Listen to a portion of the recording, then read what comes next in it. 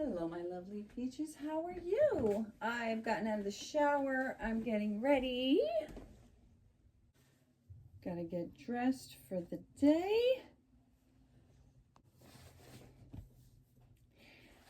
I think I'm gonna go for a little walk. So this video is going to be me reading a comment that I got from somebody last night, which actually provoked thought-provoking comment, and I want to talk about it. So I'm going to go over to my computer in a minute. I'm going to read the comment in full, and then I'm going to maybe go for a walk while I talk about my thoughts. And the comment has to do with your opinion of me as a free thinker and or not a free thinker. It's going to talk about Karen Read, the Karen Read trial, my thoughts about that. And I'll probably talk a little bit about Wendy Adelson and some other things.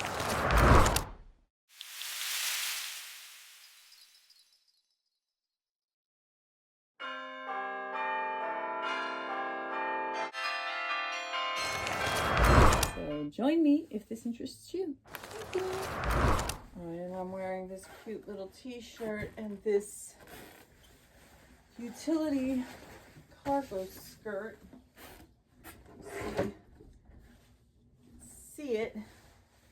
Well, it's this like loud material, but it's also kind of thin. It's like nylon. All right, let me go turn on my lights. Get my bag out of the way.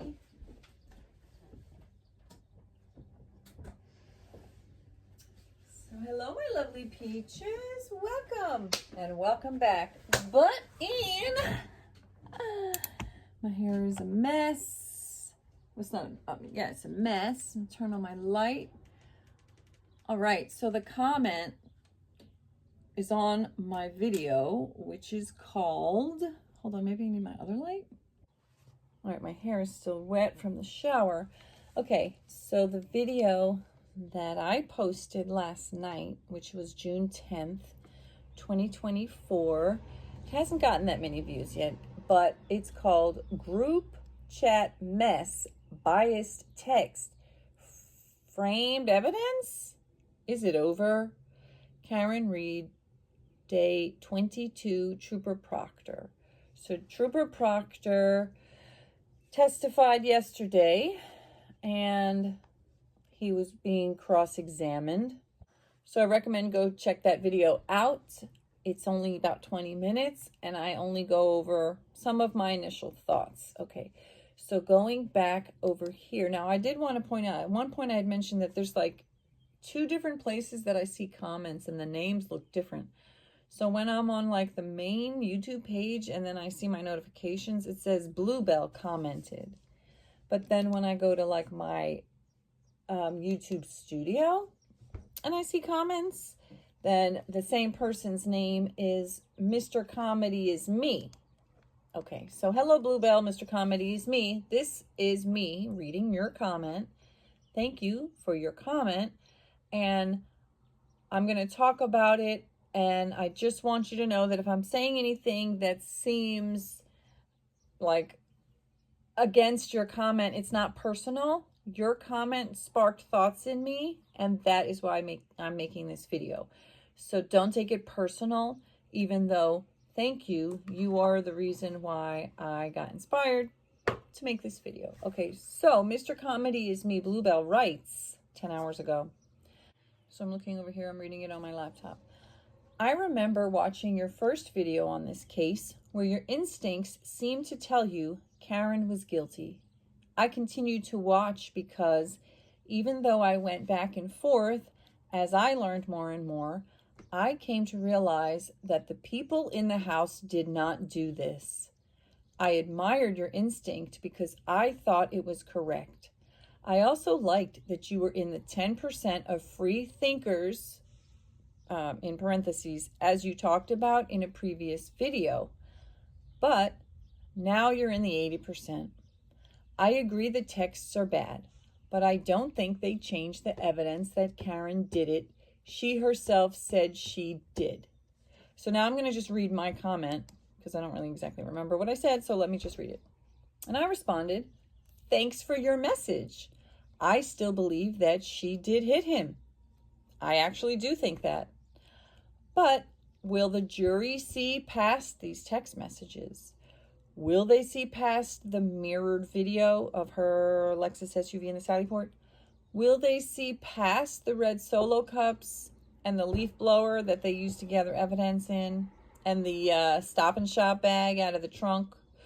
Will they look past all of the doubt?" And I believe there's reasonable doubt.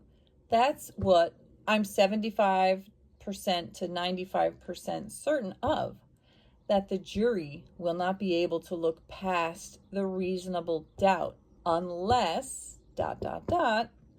more solid evidence comes out in the next days of trial. So I want to discuss what that Bluebell's comment made me think and feel, not just about the Karen Reed trial, but in general about this energy.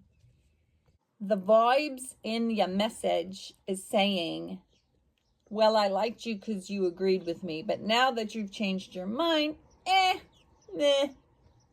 And maybe you didn't really mean that, okay, but now you're in the 80%. So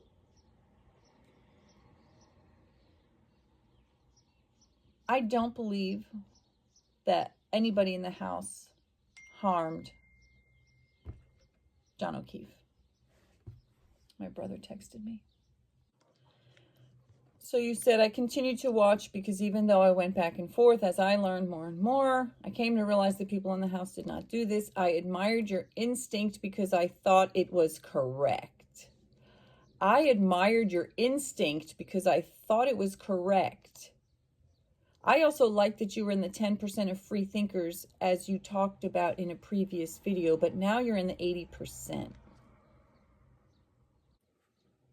So you know what you gave me vibes of? You like my instinct because you thought it was correct. That's the same vibe that my ex-friend gave me. That when I gave her my insights, she liked it if she agreed with it. But when she didn't agree with it, or even worse, when it went against what she wanted to be true. So there was an occasion where she was like, she met a guy. She'd only known him for like 3 days. And then she forwarded me a voicemail and a text message that he sent to her. I didn't ask her for it. It was like literally out of the blue. "Hey, listen to this voicemail and read this text message of this guy that I met 3 days ago." And it was super creepy. The guy was trying to get in her pants. He was the love bombing, quintessential fucking narcissist. It was all there. And I responded to her, "Oh, I'm sorry, that gave me a red flag feeling," when I really wanted to say, "Are you fucking, I know you're fucking lying. That is some bullshit that you think that that's cool." Okay. And then, why am I saying all this? What does this have to do with your comment? Because she had the same vibes. I admired your instinct because I thought it was correct. So did you really admire my instinct, or did you just like it because it agreed with you? But now that my instinct is telling me something that you don't like or you don't agree with, now you can throw me in the garbage? Like, so when I told my friend, "I'm sorry, that gave me a red flag feeling," she fucking ripped me to shreds. I've got videos on my Patreon about that. And we ain't friends no more. But what I didn't know until about 5 months later was that literally the next day, that man tried to fuck her. And she had to push him off and say no and block him. And she was like, he was such a creep. So she knew that that red flag feeling instinct that I got was actually on point. And the reason that it bothered her was not because it was wrong, but because it went against what she wanted to hear. Okay? So that's the vibes that you're giving me, that you admired my instinct because you thought it was correct, which means that if I have a different opinion than you, then you're going to not admire my instinct. So That's the thing about people. Sometimes you agree with them and sometimes you don't, So I'm kind of getting vibes from you like, well, if you only like me because you agree with me, and then the moment you don't agree with me, it's, you're disappointed. I don't know what to tell you, babe. My mind ebbs, flows, and it grows. I get new information, and then I allow myself to access that new information and apply it to what I already know and what I already think and believe, and to allow my beliefs themselves to shift as new information. That's why I said from the beginning, my instinct is that I feel like she's probably guilty. However, I'm not going to actually form a belief until the trial is over, and then the jury goes into deliberation, and then I will deliberate on what now that both sides have been up at bat. The prosecution put the case in chief, the defense put their case in chief, the prosecution had the rebuttal, everybody got to go, and it's over. No more evidence, no more testimony, no more witnesses. Dunsies. Jury goes to deliberate. At that point, I will start to deliberate, and I will come up with what I believe is the verdict from my perspective. That means that my opinion is going to change day to day. That means that my opinion might change from direct examination to cross-examination and then back to redirect, because different things are coming out. So what I believe personally about is if you're a trooper, if you're a police investigator, if you are in a position of power and you are investigating a crime, it matters a lot what you say about those people that you're investigating. And if you do a bad job, somebody's life could be on the line. Somebody's life is on the line. Whether it's a bad cop who shoots and kills an innocent person, or a bad cop who has it out for somebody. So to me, there's a couple of ways to look at this Trooper Proctor situation. In all the ways, he's wrong, and what he did was wrong, and it was pretty much gross misconduct and all of that. However, the only way that I could imagine it not being okay, and even, the insults that he made about her body and her accent and her medical conditions, there's nothing to excuse that, okay? The only thing I was thinking is if he actually was pissed because he uncovered evidence that made him believe that she, in a drunken anger, hit Brian O'Keefe with her SUV and killed him, and then was actually accusing, finger pointing, and blaming the innocent people in the house, and all of these people are his friends, and he is like, what the fuck? This lady did what? And she what? And what? That, okay, with all of that, I can understand that a person would be pissed and would say some stuff, okay? So if you look at it Karen is innocent, and he just hates her, and he's literally got it out for her, and he's planting evidence, and he's making it all up, and he's covering up for his actually violent murderous friends, then of course you're going to be like, he needs to go to jail. If you look at it from the perspective of well, he's an asshole, he's completely unprofessional, he should pay fines, he should maybe get reprimanded, he should maybe go on suspension, he needs to take classes, all that stuff. But if the fact is that he was pissed because she did hit him in a drunken stupor in anger and kill him, and she did blame it on people who didn't do it, and she is spending hundreds of thousands of dollars on a defense to point the fingers on innocent people while she was in fact the one who killed him with her car, of course he would be pissed. Of course he would be talking to his high school homies, telling them his real feelings. Of course, except for the fact that, well, wait, you're a cop, and what you say can and will be brought as evidence in a trial. So maybe no, maybe not. Maybe you're not allowed to do that. That's what I'm saying. Different jobs, different roles, different levels of power, different rules apply. If I have a typo, or even if I give, with my friend. I said, that gave me a red flag feeling. She didn't like that advice. My job doesn't kill people. My job doesn't put people away in jail forever. So if I make a mistake or you just don't like my opinion, somebody's life is not on the line about it.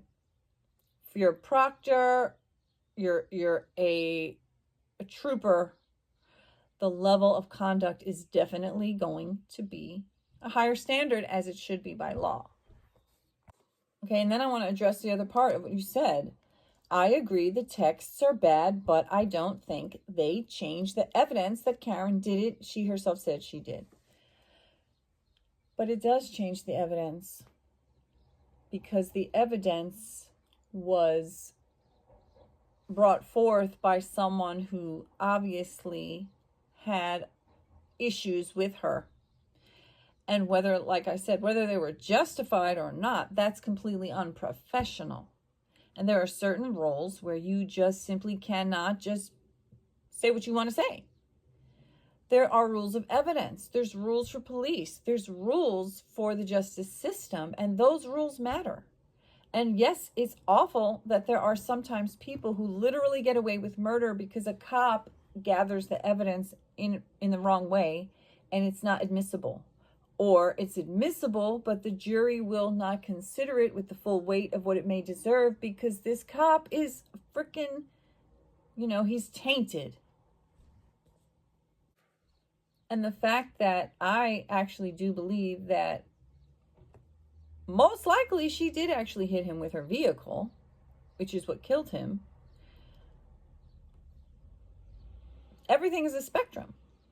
So if I believe that she killed him with her vehicle, do I believe that it was second-degree murder? Or was it vehicular manslaughter? Okay, so let me go over here. So in Massachusetts, vehicular manslaughter is also known as homicide by motor vehicle. The sentence depends on the circumstances of the incident, including whether the crime is charged as a misdemeanor or felony, and if drugs or alcohol were involved.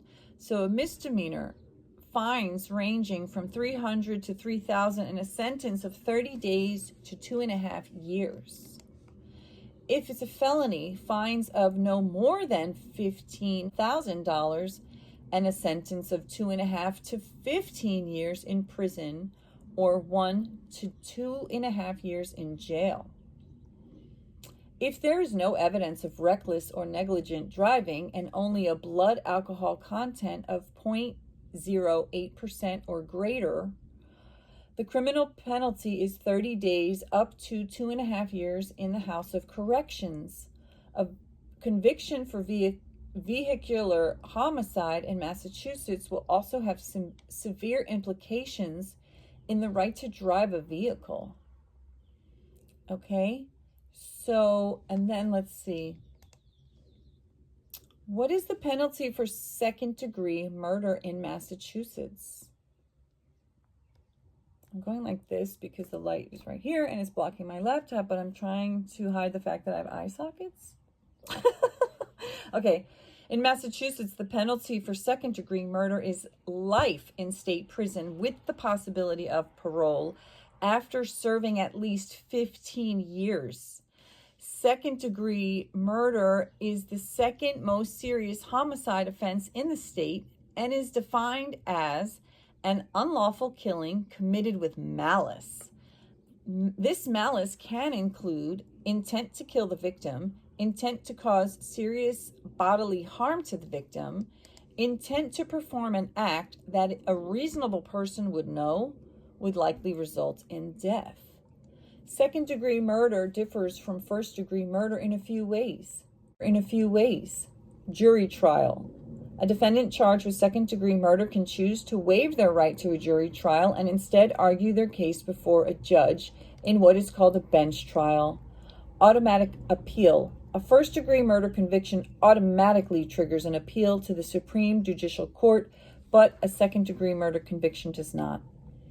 Parole. First-degree murder is only punishable by life in prison without parole for adults, although juveniles may be eligible for parole.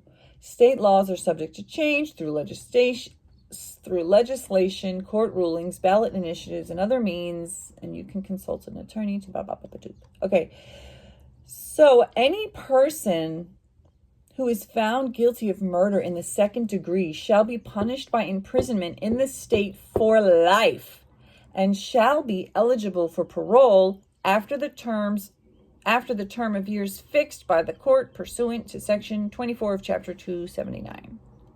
General Court of the Commonwealth of Massachusetts.gov.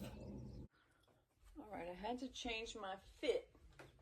That skirt is cute, but it's like narrow, and so I can't take long strides. And I'm like, there ain't no way I'm gonna go out for a walk, and I can't even make big steps. No way. So I had to change into these cute pants. But what's kind of funny is that these pants are like borderline baggy. So I just went outside to check the weather, and my neighbor saw me and in my skirt. He was like, "Did you lose weight? You look great." And I was like, oh yeah, the 20-20-20. Although it's more like 20-20-40, but that's right. You know, I had gotten real chunk-a-dunk for a while there, and these pants were too small. I mean, yeah, too tight. So anyway, these are cute. I haven't worn these in a long time. I recently washed them, even though they were in a bin. So these are cargo pants. I had on a cargo skirt. So I better go get my list I put in the skirt. All right, guys, this is the skirt I had on. Funny, I did that move like, let me not do it again. Gonna edit that out. Okay, so in the pocket, I have my little list of what I need. What I need from the stove. And put it in this pocket. I need to make another stretch video real soon. You see, my stretching room has turned into a bed and a couch. I got no way to do it, hon. Let's go for a walk. I also had to get these new sneakers because I bought some sneakers. Let me see them. There's some corny, cheap sneakers that I got same day delivery, Amazon, but they're actually kind of cute. The other ones I had hot pink soles, which I thought was really cute, but they were 9.5. And well, I always like to buy an extra pad because when I walk, I usually walk for like a long time, and I just need that, and that makes them fit tighter. So my toes was like right against the wall, so I was like, shit. So I got these size 10s, and I gave my son, my 12-year-old, my sneakers because he needed some. His dad's gonna get him some new ones. But anyway, let's go for a walk, guys. Come on, join me. Oh, I made it out.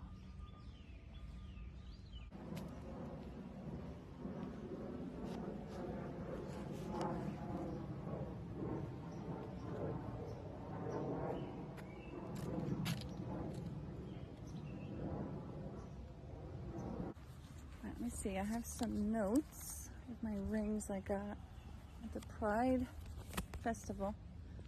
So vehicular, hold on, my hair is not cooperating. Okay, so let's see if I can stand here for a second. Okay, so I can read my note. Vehicular manslaughter sentence, 30 days to 2.5 years, and it can impact your right to drive. Second degree murder is life in prison with parole, the possibility of parole after 15 years. That's a huge difference. Second degree, I'm trying to show my ring.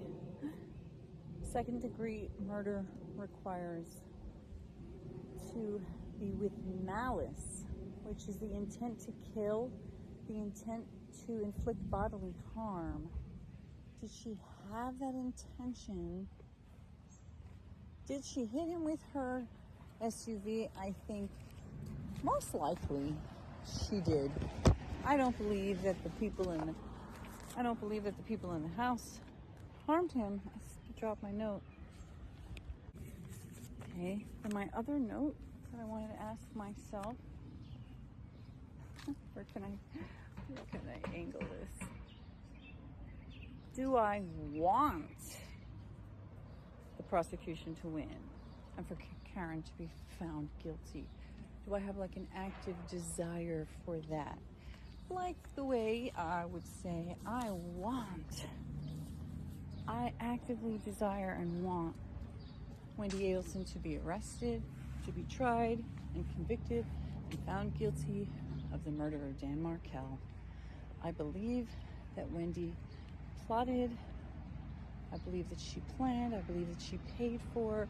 I believe that she conspired and hired and is now actively getting away with murder.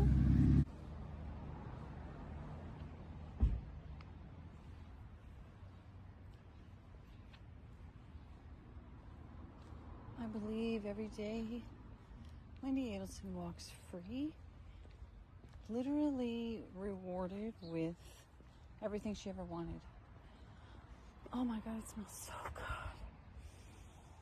good. She gets to walk free and breathe the amazing air. And, you know, I'm not a vindictive person, but maybe, like somebody pointed out to me somewhere, I don't know if it was Madam Adam on his live, because I was like, I don't do horror. I cannot watch horror. And then I was like, well, you know, I do some true crime stuff. And he said he thinks true crime is horror. And I said, you know, it's true. It's just that, you know, I do like to see people who've done harm to innocent people face justice. Now, I don't believe that the justice system is free from corruption and all that stuff, which is part what the Karen Reed trial is about. Is this a corrupt system here? Is this a corrupt trooper? Is this a corrupt department? Are these people framing her? Did she commit vehicular manslaughter and they're framing her for second-degree manslaughter, which is the difference between a month to life? I think these shoes are a little bit too big. Like I said, I like the padding, so I'm gonna have to tie them a little tighter because they're slipping off the bag. So it's no small thing to put somebody away in jail forever and to take all their freedoms away from them. That is the biggest thing you could do other than kill them. Torture, maim, all the evil things, all the abuse, everything, yes. Palette cleanser. Oh my God, miniature roses. Miniature roses have been my love affair for life.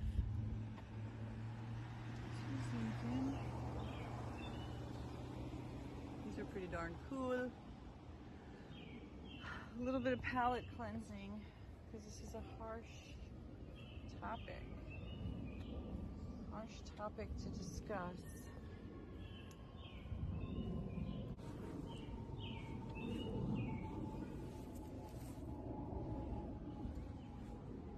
So in the case of Wendy Adelson, I absolutely believe she's truly diabolical. Okay, I know I use that word a lot, and I said it about Karen, and maybe in the end it will turn out that ultimately the verdict that I would, you know, vote for would be guilty of second-degree murder. However, after hearing Trooper Proctor testify so far, I am now like, back to the fence. Back to, I don't know, man. I do believe that there was something very wrong and amiss. But, you know, I don't know. I mean, if she doesn't go to jail, I believe his family can sue her in civil court for financial repercussions. you know, the other thing is she a danger to society?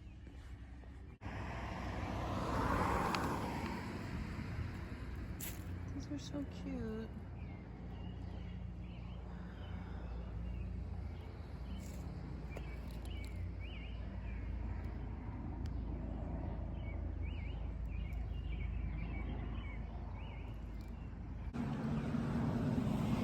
You know, like with Wendy Adelson, do I believe that Wendy Adelson will kill someone else? I don't. However, what she did do is so bad that the punishment for that one act is, you know, I believe she should go to jail for that forever. Because it was planned and plotted and schemed and paid for and like so malicious, so vicious, so cruel, hurt so many people, could have been avoided in so many ways. Like there were so many other ways, so many other options you could have done. And yet you chose violence and murder and mayhem. These are really pretty though.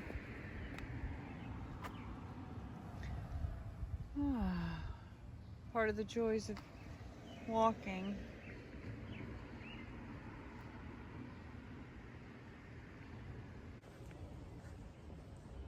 So anyway, that's one of the joys of taking walks. I was asking, oh my God, it smells so good. I was asking myself, if I didn't have a car, would I be out for a walk right now? And the answer is yes. I just wouldn't need to go to the store to pick up anything. I could just walk.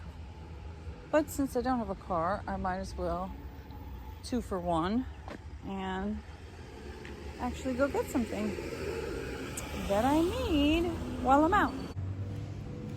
Oh yeah, warning.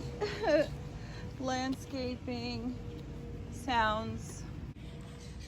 Landscaping sounds, birds chirping, airplanes going by, cars and trucks, and occasionally people and bikers.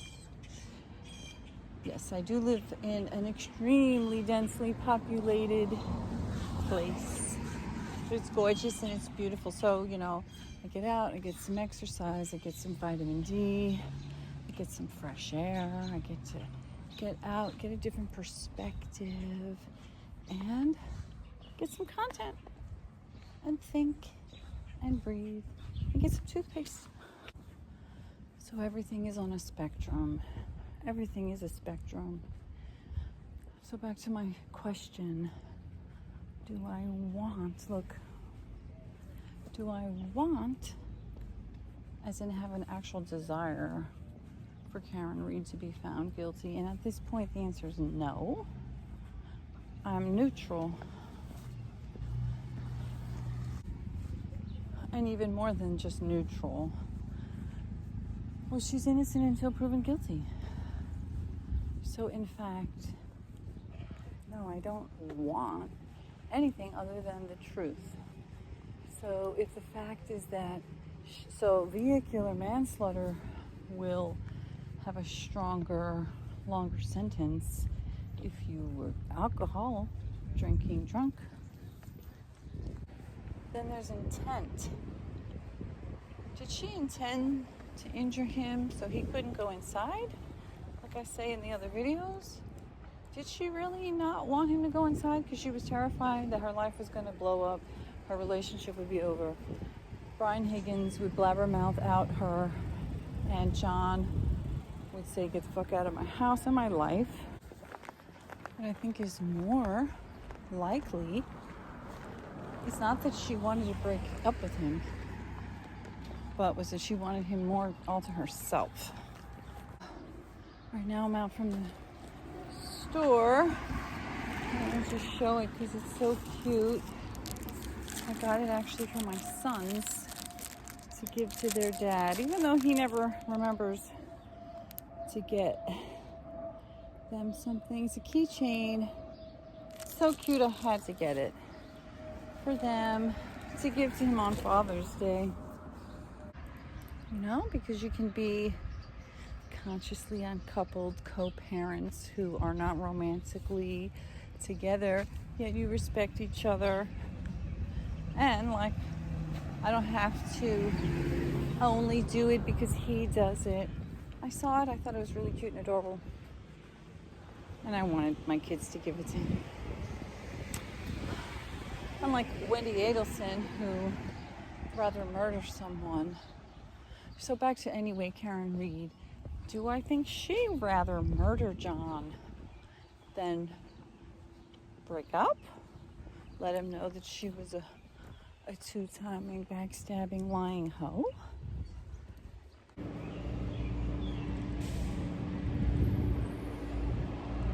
It's a truck.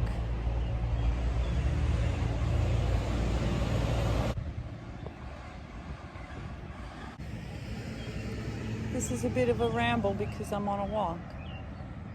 So if you enjoy my kind of content, thank you for being here. Don't forget to hit like, subscribe, share, follow, and hit the bell. The lighting is better in the other direction from the way I'm walking, but this is the way I gotta go. So you get to see I actually have eye sockets. Well, thank you for your support. And you know, that's the thing. Sometimes you're gonna agree with me. Sometimes you're not. The Hannah Gutierrez Reed trial for Rust. She was the armorer who failed to do her job and possibly loaded a real bullet, which was one of the major catalysts that led to the death of Helena Hutchins.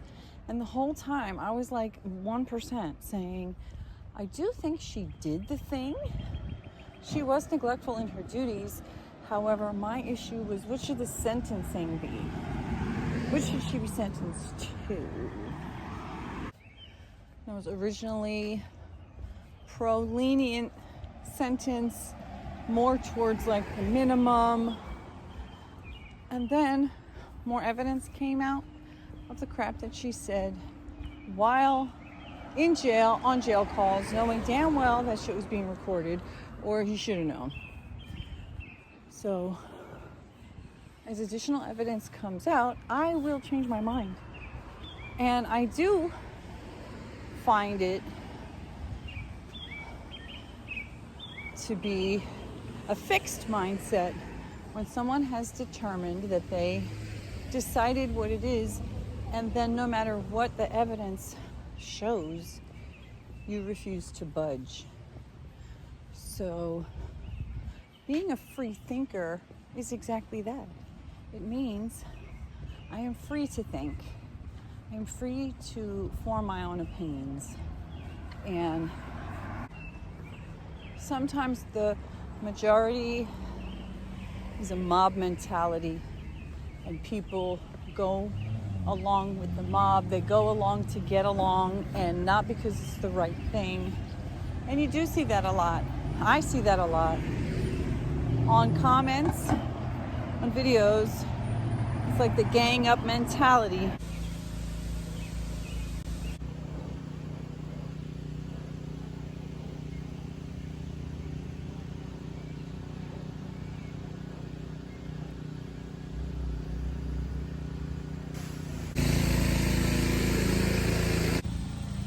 Getting a little further. I have to walk like 2 blocks away from this thing.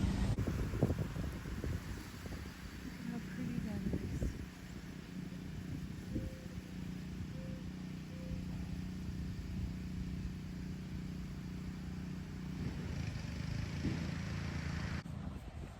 Finally getting further away from it. Thank you for enjoying this walk. I hope you do. If you're still here, I would imagine you did. Unlike the guy who got nauseous from 60 seconds of laundry, made me wonder, do you get nauseous doing laundry yourself? No, but seriously, you know, my videos they're unique because sometimes I'm sitting at my desk. Sometimes I'm out walking.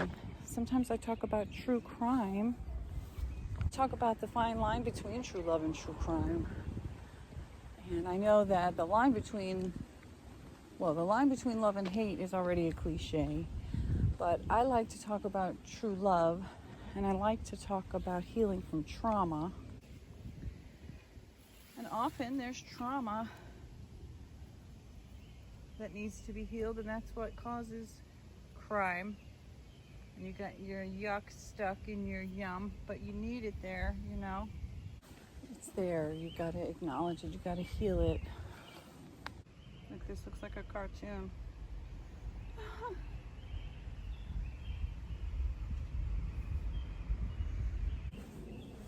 A little bit of palette cleanser. A little bit of, like I said, the fine line between true love and true crime. Did Karen Reed intend with malice to cause bodily harm, injury, and or death to John O'Keefe? Was that really what she intended? So to me, at this point, I feel like the main deliberation is, did she really intend to do it? Did she even really know she did it? And, you know, so if there's vehicular manslaughter and you were so drunk that you didn't realize that you hit him, you know, like I said in another video, who drops somebody off and doesn't wait? Who drops somebody off somewhere and doesn't wait to make sure that they get inside? Okay, it's super dark. I've already premiered my video, and then I realized, oh darn, I had like a repeat section, and then I had like a little section that I accidentally left out. Look, it's so purple in here. Let's see if I can make this better. Who doesn't wait for somebody when they drop them off somewhere to make sure that they get in safe? Somebody who's angry, somebody who's arguing, somebody who is mad. That is a possibility. Is there a chance that Karen Reed dropped John O'Keefe off at the party and drove off so fast and didn't know that she hit him, if she had hit him at all, because she was so mad that she didn't bother to turn around and look back? Is that a possibility? Again, speculations and what ifs always go in the favor of the defense. Oh, which reminds me of something else. Another comment that two-turnt Karen had left was talking about this entire scenario. It was quite a long, detailed description of what seemed to me as like an alternative theory about what may have happened that night between the Alberts and the butt dials and all that stuff. So the question I had is, where did all of that stuff come from? Was there actual testimony somewhere? Was there a deposition? Was there some texts? Was like, where did all that information, where did that whole entire storyline come from? Is it actual evidence somewhere that hasn't been admitted yet in court? Or was it speculation? So that's the thing, that whenever there's speculation, like, oh, I have a theory, oh, I know how this could have might have happened, and then you creatively write out a storyline, that is speculation, that is doubt. That's reasonable doubt. That means that you don't actually know what happened because you're writing a story about it, or you're trying to connect the dots and piecemeal tiny things together, but the prosecution has not. But if the prosecution has not actually explained it, and you're just making it up, and I'm not just talking to you as in you two-turnt Karen, I'm talking to anybody. Bluebell, Mr. Comedy is me, and or anybody who is dead set on she's utterly guilty and or she's utterly innocent. I feel like, have they proved it though? No. They have not proved it. Not at this point in time. They have not proved it. And again, if you've got a bunch of knowledge, you being anybody out there, Karen or anybody out there who has actual knowledge that is actual proof that other people did it, not her, or she, whatever it is, she did it, then I'm going to guess that the prosecution is going to absolutely want to bring that evidence out if it's to prove her guilt, and the defense is going to absolutely want to prove her innocence. So, it's kind of hard to say you believe in the justice system when this justice system very well may be part of why this whole, the thing is, if you do a shit job, doing a shit job does not necessarily mean that you are framing someone. It could just mean you're shit at your job. And maybe you never had a case this big. Maybe you never had to prove it this seriously. Maybe you never had a defense attorney who was this good at coming with the receipts and the doubt. But here we are. Here we are. So this is just a little clip that I guess maybe I can post this on TikTok publicly. And if you're interested in watching the video that I'm going to put this into, I already premiered it, but I had to take it off because I had one section repeated by accident and one section left out. And it's called Reasonable Doubt, Karen Reed Trial Day. Reasonable Doubt, Karen Reed Trial. Justice for John O'Keefe. I admired your opinion because you agreed with me. So I'm going to add this section into the video, and then I'm going to re-upload it. And then you can watch it over on my YouTube channel. Okay, back to the rest of the video. One of your comments left me wondering, did you hear that story from, was there actual evidence to back up what you wrote this long, there was a long comment about, what might have actually happened. And it seemed like a very detailed story. So I was wondering, did you actually get that information from somewhere specific? Or is it all speculation? In other words, creative writing? And I don't know. I just made an idiot of myself at the store earlier, just now. The toothpaste is locked in a case. So, actually I made an idiot of myself twice. Because first I saw a lady who, I thought she was standing behind the counter. So I was like, "Excuse me, miss, can you help me get the toothpaste out of the case?" And she was like, "I do not work here." I was like, "Oh my God." So I walked to another aisle. I see a guy who is a worker who I recognize. And I say, "Excuse me, can you help me get the toothpaste out of the case?" So he says, "Okay." So we go and we walk together to the toothpaste aisle. Then there in the toothpaste aisle, there's a lady standing there in front of the toothpaste case with her daughter. And she says to him, "Oh, can you get me this thing?" And she points to it. And I'm like, I cannot believe that she just did that. So I actually say to her, "That was pretty rude." And she's like, "I rang the bell." And I was like, "Oh my God." I'm like, "There's a bell?" I did not know that. I am so embarrassed. I am so sorry. I'm telling you you're rude, but I'm the one who's rude. Wow. Then when she got her shit, her and her daughter walks away, and then the guy gets me my shit, and I'm like, wow, I didn't even know there was a bell. I guess it's a good thing. And he says, "Well, to be honest, I actually forgot that they rang the bell. So if you hadn't come to got me, I wouldn't have come." I'm like, oh, okay. So then I get up to the register, and there she is. So I'm like, "Excuse me, miss, I just want to say I really am sorry. I really did not know that there was a bell. I was wrong. I am so sorry. That was rude of me." And she's like, "Oh, it's okay. They're locking up everything now." I'm like, true. So anyway, that happened. I embarrassed the shit out of myself. But also the thing is that sometimes we feel very sure about a thing because our perception is skewed. So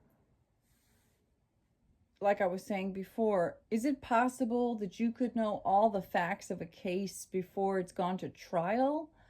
I don't personally believe that, because I know for a fact that there's facts and evidence that comes out and testimony that comes out that has not been put out before. So how could you know? Unless you're literally the investigator, the lawyer working on the case, how do you know all the details of everything when you're not even, did you watch internet stuff? Did you listen to stuff on YouTube like me giving my opinion? But I'm clearly saying, for anyone who's just popped on, I don't know exactly what happened. How could I? I haven't heard all of the evidence yet. And it is possible that after all the evidence comes in and after all the testimony comes in and all the witnesses have come and gone and people have deliberated and even a verdict and sentencing, you can still not really know for sure, because it's possible to just not really know. Now, in the case of Karen Read, I feel like I want more evidence. I want more testimony.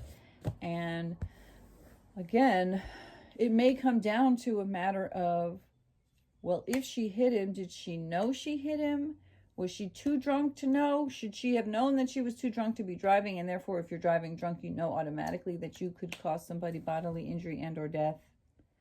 So like the act of literally getting in a car while drunk and driving in itself is a criminal act, whether or not you kill somebody. And then you kill somebody, that's like aggravated vehicular manslaughter.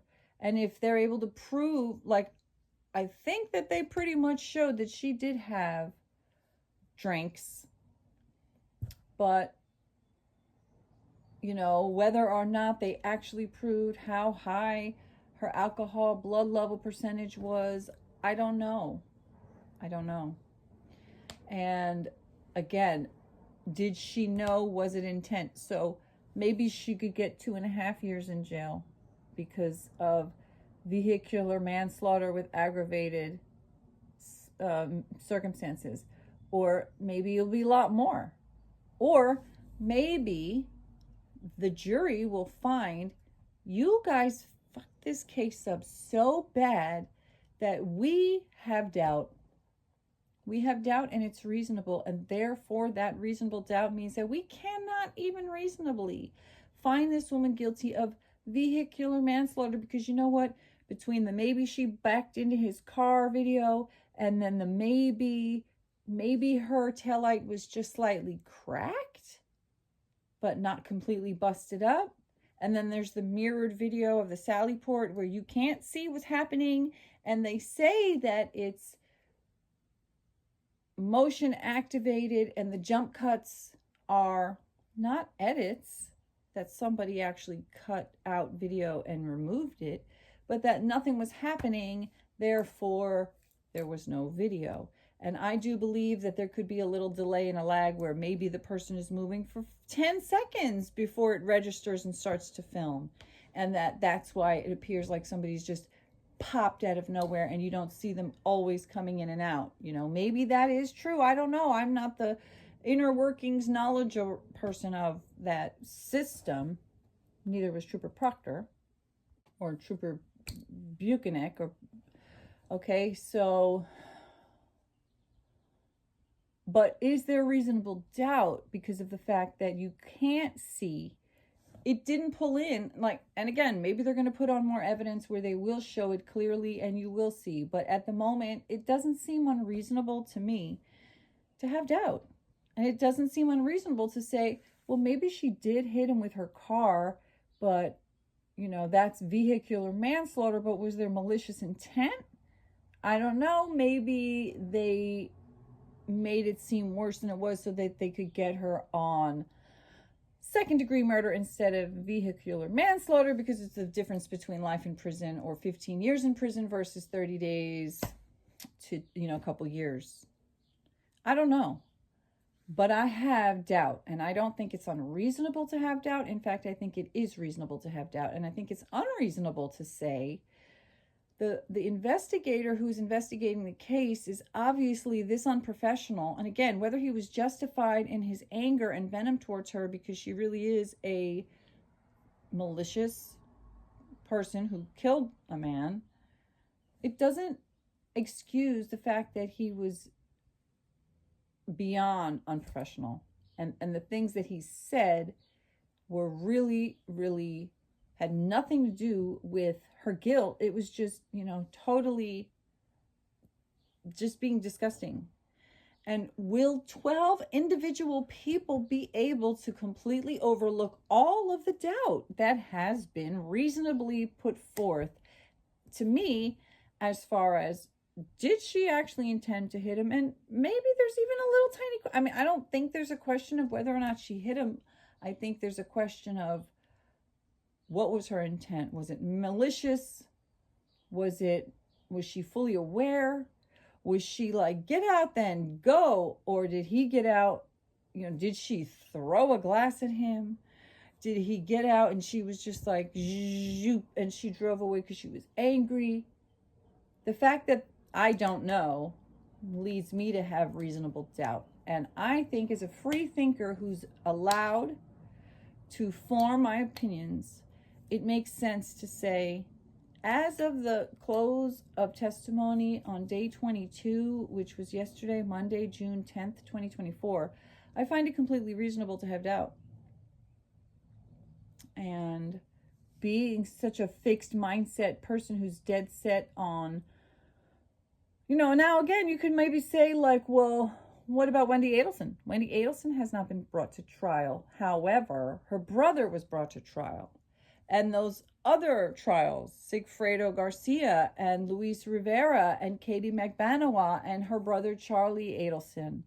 And so the testimony and the evidence that came out in those trials, I believe, like Carl Steinbeck says, there's over hundreds of indicators of Wendy's guilt. So in this case, there have been multiple trials where people have been convicted of life.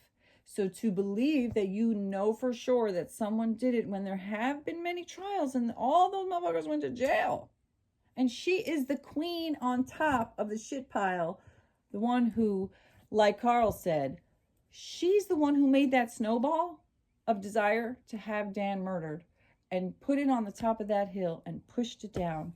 And all those other motherfuckers got wrapped up and in agreement and collusion and conspiracy and conspiring and paying and all the things. Okay, that's why their asses are in jail. So, in this case, I do believe that it's different. Similarly with Chad Daybell and Lori Vallow Daybell. Her trial brought out the evidence that motherfucker is guilty. And that's why when his trial came out, I already knew he was guilty before it started.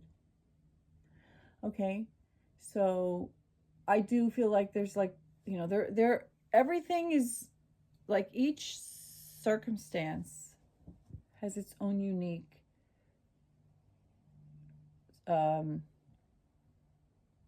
facts and mitigating circumstances and all that stuff. So anyway, I'm going to leave it here. It is now like the middle of the afternoon. It's Tuesday. Trial will go back on tomorrow, although I don't know for sure if it's going to be a whole day of voir dire and no jury or whatnot. So yeah, those are my thoughts. And thank you for joining me on my walk. And thank you for joining me on this channel. And, I feel like people who appreciate my insight, whether they agree with me or not, like in general, you enjoy being here. You enjoy listening to me go through the process of my thoughts and the reasons why and looking at things from different angles, then you'll stick around. But people who think that, oh, I didn't agree with you, I'm bouncing, I guess you're going to bounce, People who want my channel to be focused on one case specifically only, or one style of videos only, you're going to also be disappointed. And, the thing is, not everything is for everyone. I mean, there are videos on people whose channels I love that I just don't watch because I'm not interested in that topic. But then I gobble up another video. Like Peter Tragos, Emily D. Baker, and Alita. Legal Bites. They all have videos that I'm not interested in, so I don't watch them, but then the ones that I want to watch, I watch. So again, there's that, you know. You can kind of pick and choose what things you enjoy. You can hit the fast forward. You can skip sections. But I truly love the engagement. I really do enjoy comments, and I do enjoy comments that, you know, make me think. Like I said, Bluebell, Mr. Comedy is Me, you did make me think. And maybe at the end of this trial, my thoughts will conclude with, you know what, actually, when I stacked all the evidence up from both sides, all the witnesses, the good, the bad, the ugly, the scale tips towards she's more guilty than not, and she should be held accountable for the crime. Or maybe I'll feel the other way, or maybe I'll stay hung in the middle. Like, I am on the fence. I just don't know. I just don't know. And that's where I'm at right now. I just don't know. If I were on the jury today and I had to go to deliberation today, I'd be like, I don't know. I'm not sending her to jail, and I'm not necessarily letting her go not guilty. So it's an I don't know. And that's where I'm at for now. Alrighty, see you later. See you in the next one. I hope that this was entertaining, helpful, and enjoyable. Okay, bye. So, two-turn Karen, thank you so much. You just made a comment. I was already talking about this, but you pointed out the under the influence vehicular manslaughter has a higher mandatory sentence here. So thank you again to two-turn Karen. She made a comment. I was already looking up the minimum, maximum mandatory sentences. However, thank you, Karen. You pointed out that under the influence vehicular manslaughter in Boston is a minimum of 5 years in state prison with a maximum of 20 years. Okay, so the 5-year persons convicted of manslaughter by under the influence or driving under the influence may face the following potential penalties: 5-year minimum, mandatory, and up to 20 years in state prison. According to WCVB, Reed, 44, of Mansfield, has pleaded not guilty to second-degree murder and other charges. The prosecution says she hit O'Keefe with her black SUV outside of a home at 34 Fairview Road in Canton during a snowstorm on January 29, 2022, following a night of drinking. Karen Reed free on $50,000 bail in death of her boyfriend, Boston police officer John O'Keefe. So what are the exact charges that she is facing? Manslaughter, vehicular homicide. According to News Nation, Reed was arrested and subsequently charged with second-degree murder, vehicular manslaughter while intoxicated and leaving the scene of a collision causing injury or death. O'Keefe was found unresponsive in a snowbank outside of a fellow police officer's home in suburban Boston.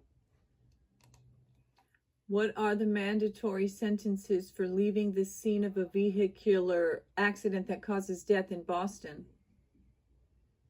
According to Boston criminal lawyer, mandatory minimum imprisonment in the state prison for 2.5 years and a fine ranging from $1,000 to $5,000 OR.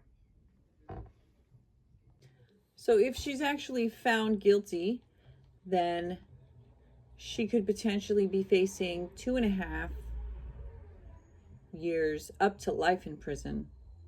So there's a wide range. Now, if they don't find that she actually hit him, they say not guilty, or they feel like, well, we think you hit him, but we don't feel that the prosecution proved that you were drinking.